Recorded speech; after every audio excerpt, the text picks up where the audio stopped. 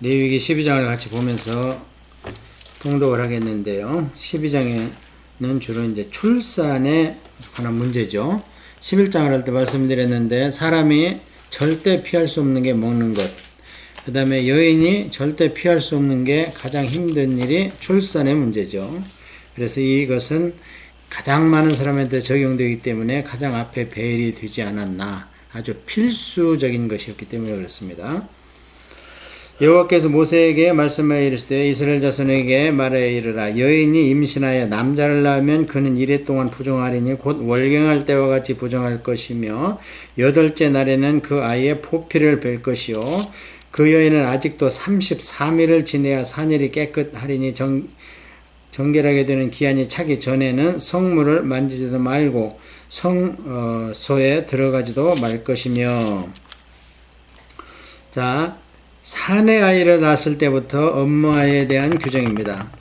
자, 왜 부정합니까? 이게 우리는 경사다, 아들 낳았다 하고 뭐 대줄 치고 금줄 치고 난리 피는데 하나님이 볼 때는 그래, 그건 너희들의 입장이고 내가 볼 때는 이걸 부정한 것이야 했는데 왜 그럴까요? 답은 여기 나와 있습니다. 월경할 때와 같이 부정하답니다. 월경의 메인 포인트는 사혈이죠. 피가 죽은 거죠. 당연히 이제 그 착상이 돼야 되는데 그 착상이 안 되니까 그것이 사혈이 돼 가지고 나오니까 그러니까 부정한 거죠. 피가 죽었으니까. 그래서 그것이 얼마 가느냐? 7일 갑니다. 그러면 7일 가고 나면 이제 8일째에 남자아이니까요. 포피를 뵙니다. 이걸 할례라고 그러죠. 오늘날은 미국은 의료법상 이 포피를 베게 되어 있습니다. 40년대 후반은 어느 정도 되는데요. 그때는 물론 많은 기독교 문화가 있었지만 그것보다도 의학적으로 판정했을 때 이게 남자들한테는 평생의 건강의 한 부분을 이제 잊고 살아도 될 정도로 중요하답니다. 그러고 이제 어렸을 때 그렇게 우리가 얘기하는 포경 수술을 하게 되면은요, 그 아이들이 뭐 압니까? 그때 응애하고 울고 말죠. 그래서 그게 괜찮은 것 같고요. 그 다음에 이제 이때부터는 이제 사실은 뭐 이 7일 동안 처음에 나자마자 7일 동안은 그 엄마 뱃속에 있는 거나 마찬가지로 모든 저항력이나 병원제 싸우는 거나 이런 힘들이 이제 그 어머니 걸 그대로 유지를 합니다.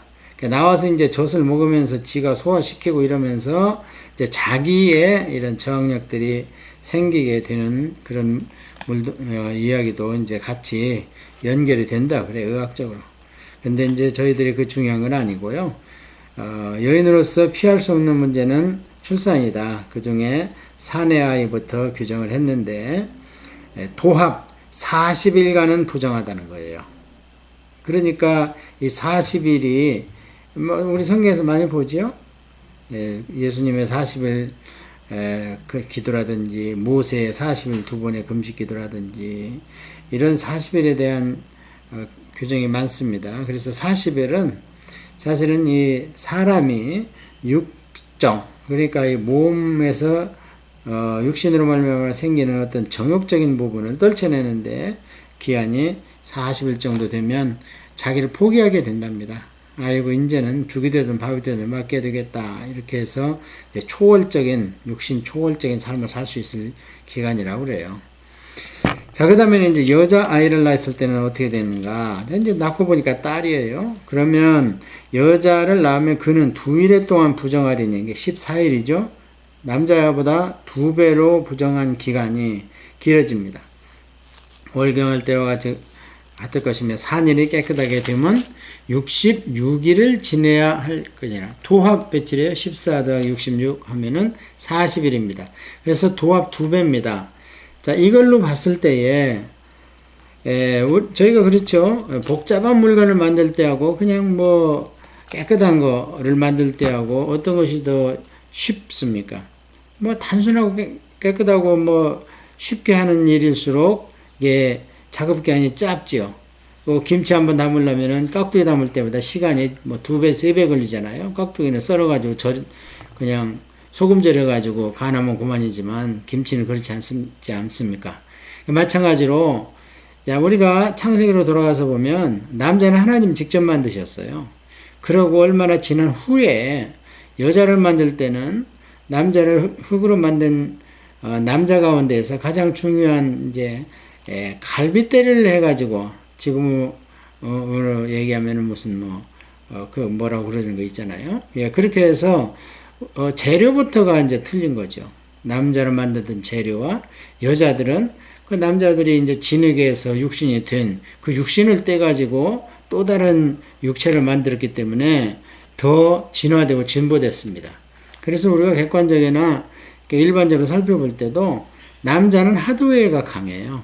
단순하고 그냥 힘이 세고 그 여자는 하드웨어보다는 이제 소프트웨어가 강하죠. 그래서 말씀하시잖아요. 사도 바울이 여인이 더 연약한 것을 너희들이 좀 알아라. 그 육신은 연약하지만 안은 더 복잡하고 안은 더 이모셔널, 감정적이죠.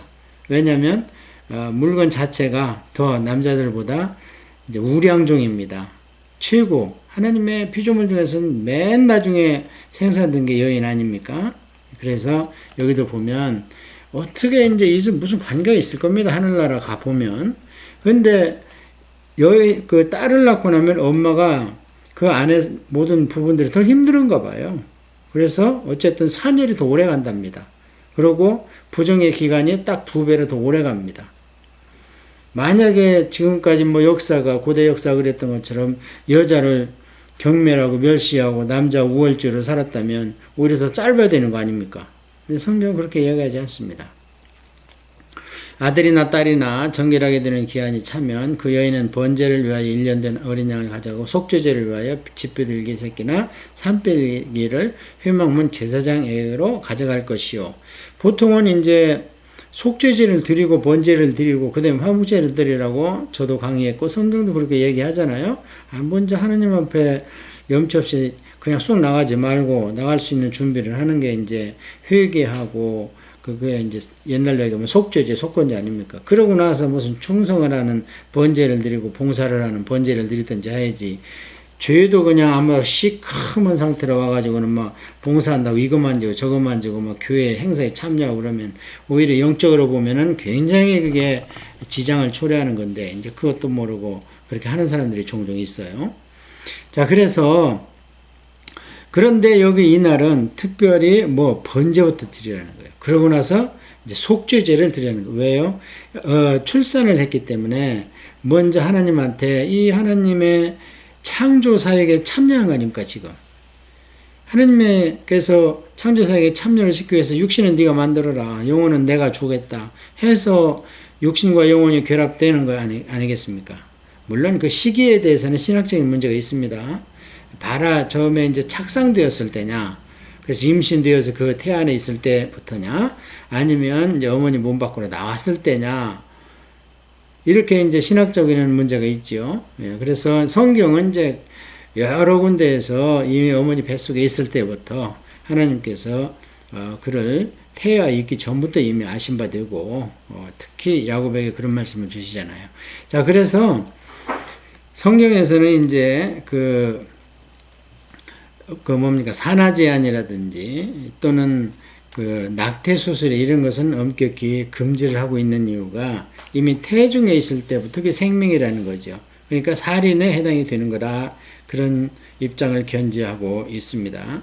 근데 이런 부분에서는 우리 개신교가 오히려 천주교보다 더 세상 타협적입니다. 예.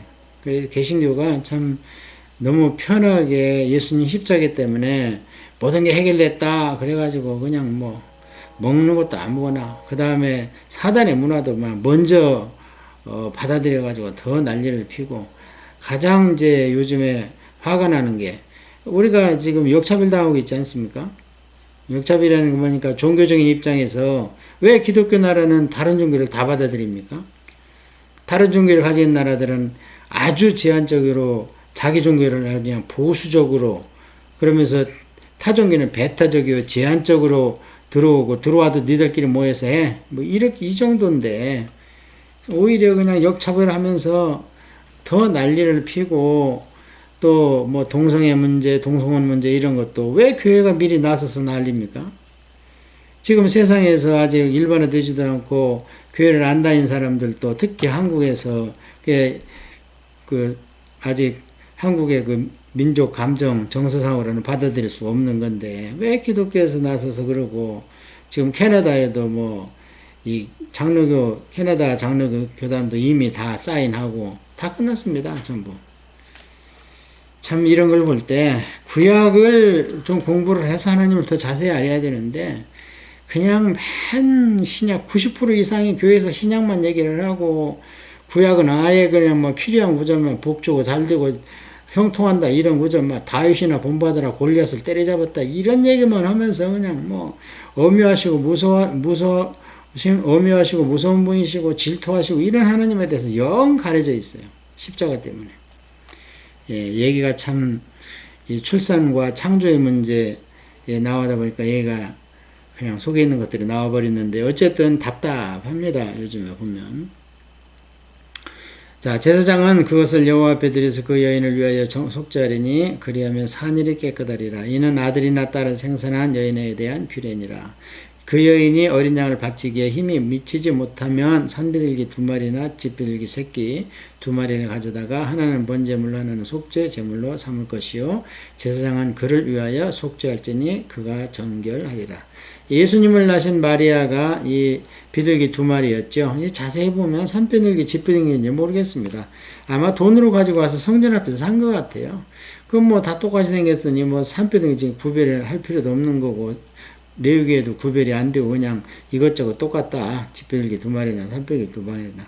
그래서 하여튼 비둘기 2마리로 해가지고 드렸습니다. 자, 그렇다면 우리가 무엇을 거기서 딱 감지해야 됩니까? 베들레헴에서 최소한 아기 예수님이 나자마자 그냥 꿈에 나타나고 뭐 이렇게 헤롯이 하고 그 다음에 뭐 그 별 따라 온 동방의 박사들이 뭐 이렇게 하고 그래서 뭐 2살려라 다 죽여라 해서 도망가고 나자마자 그런 게 아니라 금방 할 수 있겠죠. 예, 사내를 낳기 때문에 최소한 이 정결을 시키면 사내가 아까 얼마였습니까? 40일이었습니다.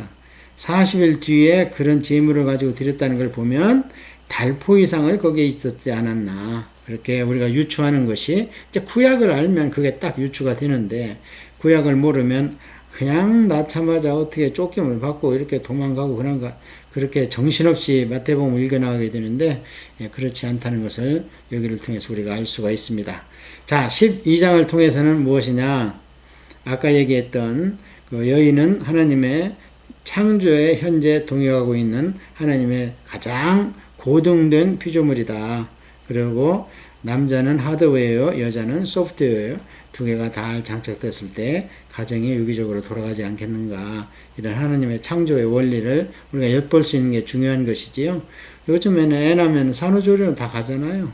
그러고 뭐 의사들이 다 처치해주고 탯줄도 그냥 그 의사들이 다 소독하고 끊고 하기 때문에 이렇게 큰 문제, 부정이나 불결이나 오염, 질병 이런 건 별로 없을 겁니다.